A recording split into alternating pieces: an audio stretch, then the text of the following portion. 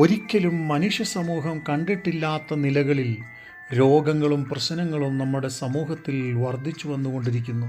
എന്നാൽ ദൈവവചനം വളരെ വ്യക്തമായി പറയുന്ന ഒരു വാചകം യെശയ്യാപ്രവചനം 53 അധ്യായം 5 വാക്യം 4 വാക്യം മുതൽ, സാക്ഷാൽ നമ്മുടെ രോഗങ്ങളെ അവൻ വഹിച്ചു, നമ്മുടെ വേദനകളെ അവൻ ചുമന്നു, നാമോ ദൈവം അവനെ ശിക്ഷിച്ചും അടിച്ചും ദണ്ഡിപ്പിച്ചും ഇരിക്കുന്നു എന്ന് വിചാരിച്ചു. എന്നാൽ അവൻ നമ്മുടെ അതിക്രമങ്ങൾ നിമിത്തം മുറിവേറ്റും നമ്മുടെ അകൃത്യങ്ങൾ നിമിത്തം തകർന്നും ഇരിക്കുന്നു.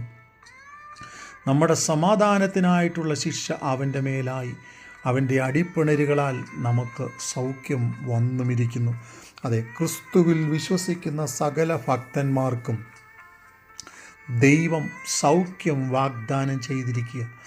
അത് ഏതെങ്കിലും ഒരു വ്യക്തി മുഖേനയോ സഭ മുഖേനയോ സമൂഹം മുഖേനയോ അല്ല.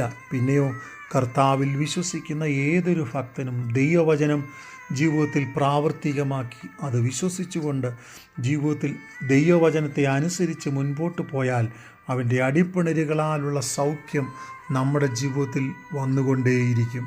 അതെ, താൻ തൻ്റെ വചനമയച്ച് തൻ്റെ മക്കളെ സൗഖ്യമാക്കുന്നുവെന്ന് 103-ാം സങ്കീർത്തനത്തിൽ പറയുന്നു.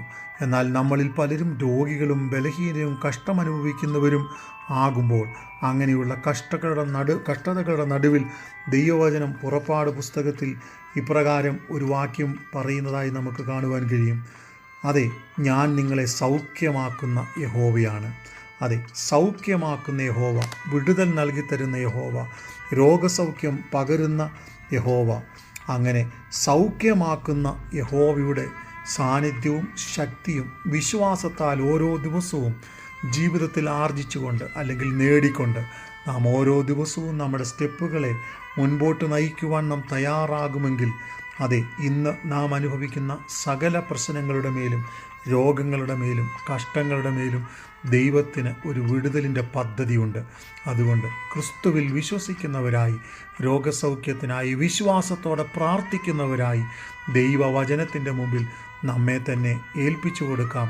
ദൈവം നമ്മെ സഹായിക്കട്ടെ.